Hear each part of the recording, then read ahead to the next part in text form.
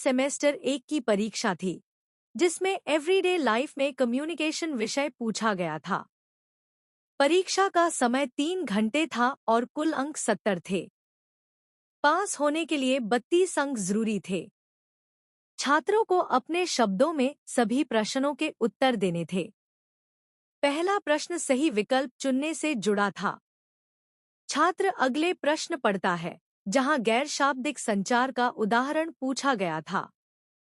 वह समझ जाता है कि चेहरे के भाव बिना बोले भी बात समझा देते हैं। फिर शाब्दिक संचार के प्रश्न में वह सही उत्तर चुनता है, पत्र लिखना। उसे एहसास होता है कि शब्दों के साथ और बिना शब्दों के भी संचार जीवन का अहम हिस्सा है।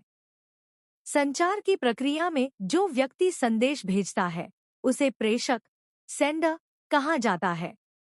अच्छा संचार तभी संभव है जब सामने वाला व्यक्ति सक्रिय श्रोता हो। कठिन या जटिल बातों को समझने के लिए ध्यान से सुनना जरूरी होता है। ऐसे समय पर नोट्स बनाना और जरूरत पड़ने पर स्पष्टीकरण मांगना समझ को बेहतर बनाता है। आगे छात्र एक और प्रश्न पढ़ता है। वह समझता है कि औपचारिक संचार का सही उदाहरण प्रबंधन द्वारा जारी कार्यालय परिपत्र होता है। फिर वह गद्यांश से जुड़े प्रश्न पर आता है, जहां मुख्य विचार समझने के लिए पूरे पाठ पर ध्यान देना जरूरी होता है। वह सीखता है कि केवल पहली पंक्ति पढ़ना पर्याप्त नहीं होता। आगे छात्र समझता है कि किसी गद्यांश का मुख्य विचार जानने के लिए विषय वाक्य और सहायक बिंदुओं पर ध्यान देना चाहिए।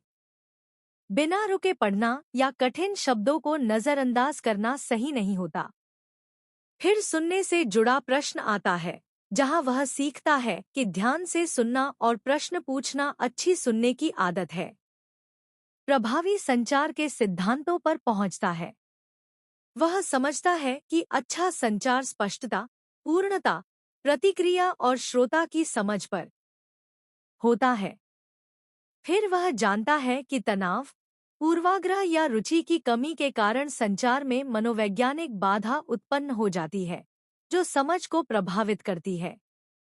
इस भाग में छात्र दूसरे खंड पर पहुंचता है, जहां उसे 4 विषयों पर संक्षिप्त टिप्पणी लिखनी होती है।